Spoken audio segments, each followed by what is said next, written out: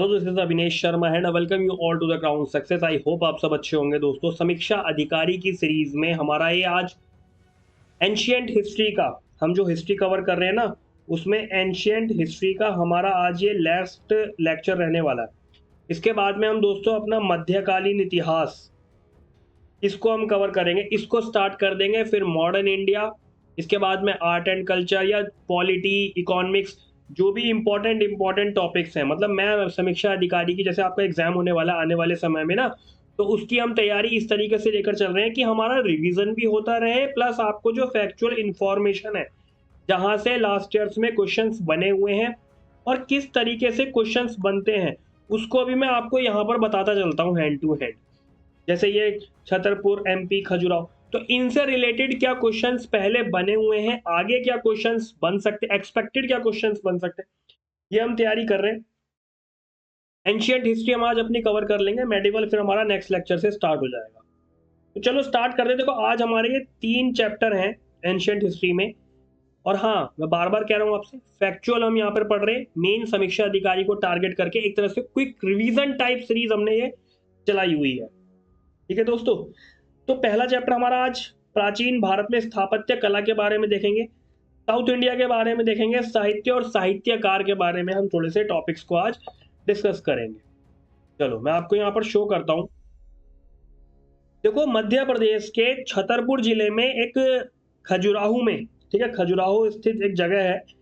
यहाँ पर चंदेल राजाओं द्वारा बने मंदिर जो है ना, आज भी चंदेल स्थापत्य की उत्कृष्टता का बखान कर रहे हैं। मतलब वहाँ की सुख सुविधाओं के बारे में बता रहे हैं। ठीक है दोस्तों, और देखो खजुराहो के मंदिरों की जो निर्माण शैली है वो नागर शैली है। ठीक है, दशावतार मंदिर जो कि देवगढ़ ललितपुर में स्थित है, ये मंदिर जो है ना गुप्तकालीन मंदिर है।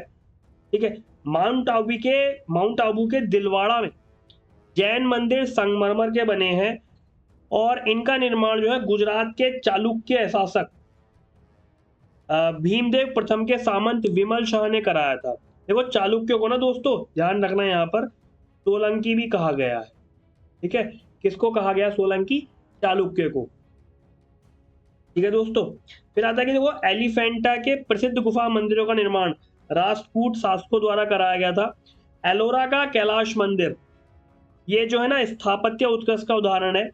द्रविड़ शैली के इस मंदिर में, या इस मंदिर विश्व प्रसिद्ध मंदिर का निर्माण राजपूत शासक कृष्ण प्रथम ने करवाया था। वेस्ट इंडिया में प्राचीनतम शैलकृत गुफाएं एलोरा और अजंता है। ठीक है, ये जो अजंता की गुफाएं, इसमें गुफा नंबर 16 जो है ना, इसमें मरणासन राजकुमारी का चित्र प्रशंसनीय है।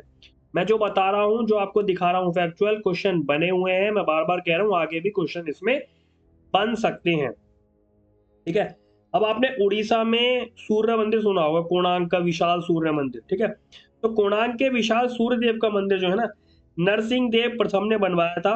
कोणार्क के सूर्य मंदिर को ब्लैक पगोड़ा भी कहा जाता है। और लिंगराज मंदिर जो है ना, उड़ीसा के भुवनेश्वर में स्थित है। कहाँ पर स्थित है ये? उड़ीसा के भुवनेश्वर में। तो और कुछ चीजें आपको शो करता हूँ, हैंड टू हैंड लिखता भी चलता हूँ मैं। ठीक है, एक सेकंड। हाँ, देखो बोरोबुदुर जो है ना, इंडोनेशिया के जावा द्वीप पर है। ठीक है, इंडोनेशिया के जावा द्वीप पर है ये। क्या नाम है इसका? बोरोबुदुर।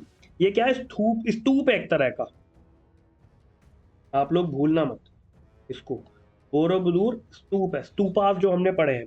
ठीक है, रथ मंदिरों का निर्माण पल्लव शासक नरसिंह वर्मन प्रथम ने करवाया। हमने पीछे नरसिंह वर्मन प्रथम के बारे में देखा।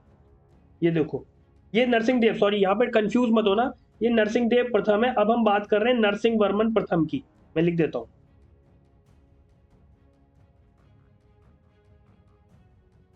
इन्होंने क्या काम किया? रथ मंदिर का निर्माण करवाया। ठीक है, और कहां पर करवाया है ये? महाबलीपुरम में। और इस मंदिरों में द्रौपदी रथ जो है, सबसे छोटा रथ था। ये भी ध्यान देने वाली बात है। ठीक है, इसके बाद आता है नागर, द्रविड़ और वेसर जो है ना, भारतीय मंदिर वास्तुकला की 3 शैलियां हैं। कौन कौन सी हैं दोस्तों? नागर, द्रविड़ और वेसर। द्रविड़ शैली का प्रसार जो है प्रचार दक्षिण भारत विशेष कृष्णा नदी कुमारी अंतरीप के मध्य था। और बेशर शैली का विकास दोस्तों, ठीक है, द्रविड़ शैली के मिक्सर से हुआ है, इसको मिलाकर। इतना कुछ फैक्चुअल था। क्वेश्चन भी यहाँ से इसमें इसी तरीके से बन सकते हैं।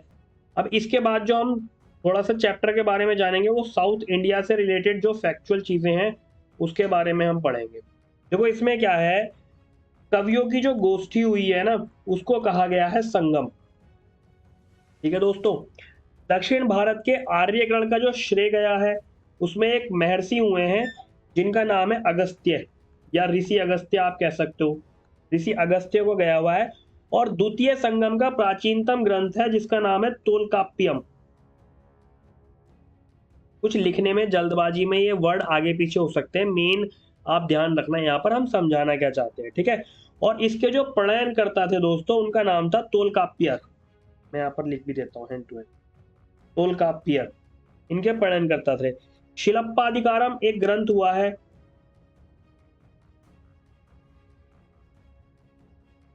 इसके जो लेखक थे शिलप्पाधिकारम के, इनका नाम था इलंगो ऑडिगल।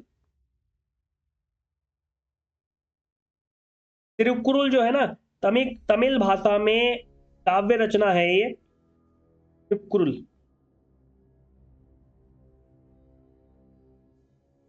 फिर तोलकाप्पियम जो है ना तमिल भाषा की ये व्याकरण पुस्तक है,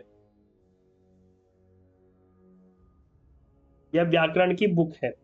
कुरुल जो है, ये देखो कुरुल तमिल साहित्य का बाइबल और लघुवेद माना जाता है। किसका, ये क्वेश्चन बन सकता है। तो ये मेन जो है ना तमिल साहित्य से रिलेटेड है। इसके बाद में बात आती है पुलिकेशन द्वितीय की, ठीक है। इनके चालुक्य वंश के शासकों में सबसे ज्यादा योग्य और शक्तिशाली शासक था पुलिकेशन द्वितीय। और इनका वंश था दोस्तों वातापी के चालुक्य राजवंश से संबंधित है ये।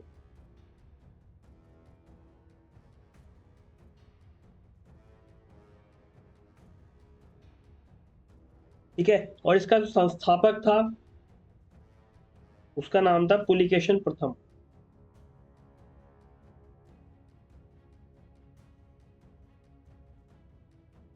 ठीक है, काली मिर्च के बारे में अगर क्वेश्चन बन जाता है काली मिर्च से रिलेटेड तो यूनानी टिक करके आना, यूनानियों से रिलेटेड है, क्योंकि भारतीय काली मिर्च यूनानियों और रोम वासियों को बहुत ज्यादा प्रिय थी। इसलिए प्राचीन संस्कृत ग्रंथों में इसे जो है ना यवन प्रिय भी कहा गया है। ये एक इंपॉर्टेंट चीज। इसके बाद में आता है दोस्तों कि पांड्य राज्य को अलाउद्दीन खिलजी के सेनानायक मलिक काफूर ने अपने दक्षिण विजय के दौरान पराजित किया था। इसका विवरण जो है अमीर खुसरो की प्रसिद्ध कृति है जिसका नाम है, मैं यहाँ पर मेंशन करता चलता हूँ हैंड टू हैंड, कि खजाइन उल फुतूह, खजाइन उल फुतूह। ठीक है, संगम युग में उरायूर सूती वस्त्र का प्रमुख केंद्र था। अब संगम युग का मतलब आप क्या समझ गए, दक्षिण भारत का जो युग था।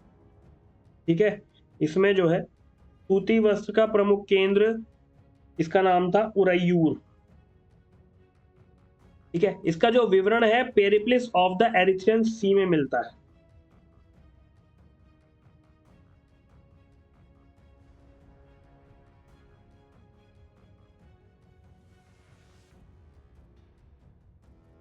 कदम्ब राजाओं की राजधानी वनवासी थी।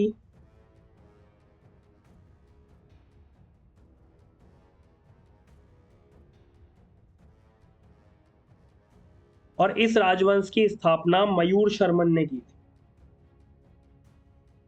कदम राजवंश की स्थापना जो है मयूर शर्मन ने की थी।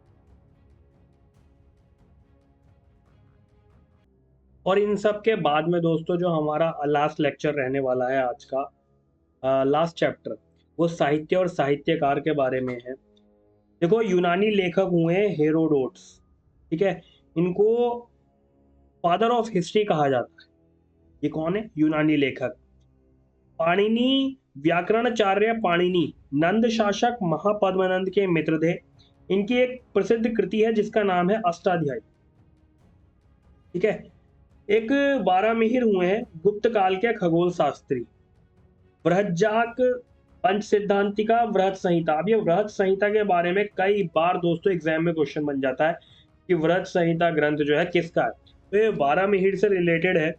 इसके बाद में पाली भाषा में बौद्ध भिक्षु नागसेन द्वारा एक ग्रंथ मिलित पनो ये लिखा गया था। इसमें नागसेन और हिंद यवन शासक मिनेंडर के बीच बातचीत का वर्णन है।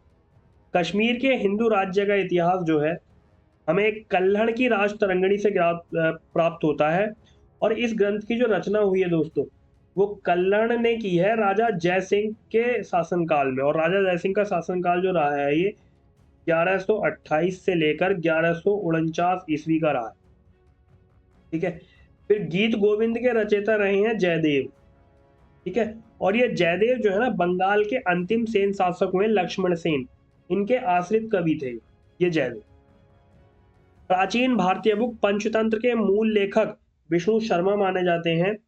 और शूद्रक ने प्रसिद्ध नाटक मृच्छकटिकम की रचना की। इसने की शूद्रक ने। एक चीज इसमें मेंशन करने से रह गई, मैं यहाँ पर लिख देता हूँ इसको कि 10 कुमार चरित्रम के रचनाकार दांडी थे। इसके 10 कुमार चरितम कौन थे इसके रचनाकार दोस्तों? दांडी। तो ये कुछ मेन चीजें थी जिनको हमने डिस्कस किया आज। मैं उम्मीद कर रहा हूं कि ये आपको समझ में आया होगा। इसके अलावा एंशियंट हिस्ट्री हमारी दोस्तों समीक्षा अधिकारी की अपनी इस सीरीज में ये कंप्लीट हो गई है। अगले लेक्चर में हम मेडिवल हिस्ट्री को स्टार्ट करने जा रहे हैं। बाकी आप लोग ज़रूर बताना। और हाँ एक चीज़ और मैं आपको यहाँ पर शो करता हूँ। आप लोग अगर राजस्थान पीसीएस के लिए तैयारी कर रहे हो, ठीक है, तो आप लोग चैनल की प्लेलिस्ट में जाओ। हमने राजस्थान पीसीएस के लिए इंपॉर्टेंट सीरीज चलाई हुई है, आप उसको देख सकते हो और बढ़िया से अपनी तैयारी कर सकते हो। पढ़ते रहो इस तरीके से। डेली हम इस तरीके की ये लेक्चर में लाता रहूँगा। All the very best. तैयारी अच्छे से करते रहो। और यूपी पीसीएस तो आगे पोस्टपोन हो ही गया है, देखते हैं अभी समीक्षा अधिकारी कब होने वाला है। तैयारी आप अपनी कम मत करो, अच्छे से करते रहो, उसको पढ़ते रहो। चलिए, all the very best. Thank you.